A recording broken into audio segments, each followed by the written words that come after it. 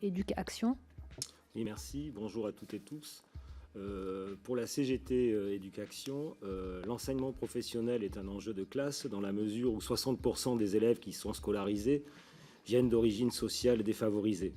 C'est également un enjeu de société parce qu'il s'y pose un certain nombre de questions récurrentes en termes de reproduction sociale, en termes de filières genrées, en termes d'orientation précoce, en termes de finalité de la formation, en termes également de reconnaissance des diplômes, qui constituent effectivement des questions récurrentes qui ne sont absolument pas traitées par la réforme présentée par M. Macron. Parce que cette réforme, elle a comme seule boussole l'employabilité immédiate, au détriment des poursuites d'études et au détriment de la visée émancipatrice du lycée professionnel.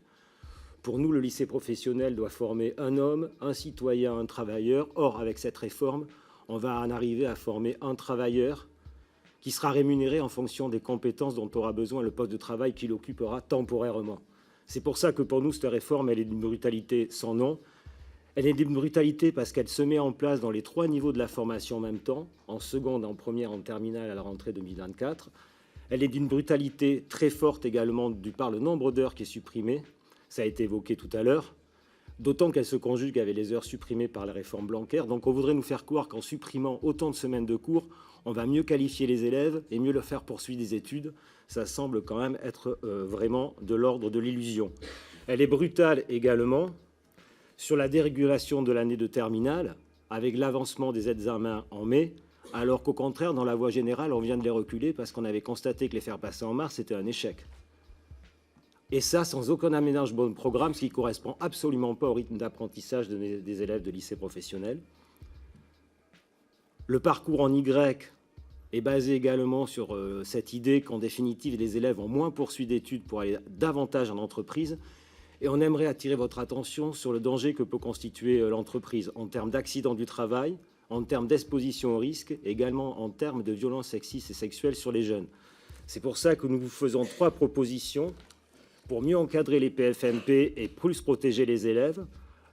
Intégrer un volet santé et sécurité au travail dans les conventions de stage, organiser un temps dédié à la prévention des risques professionnels dans la semaine de préparation à l'arrivée en milieu professionnel. Et enfin, face aux situations de VSST ou de dangerosité, les élèves doivent pouvoir alerter, être mis rapidement en sécurité. Et donc, on demande une sorte de droit de retrait pour danger grave et imminent, à l'instar de ce qui peut avoir lieu pour les salariés. Et une dérogation légale sur les semaines de stage qui pourrait être faite en cas qu'il arrive ce type de choses.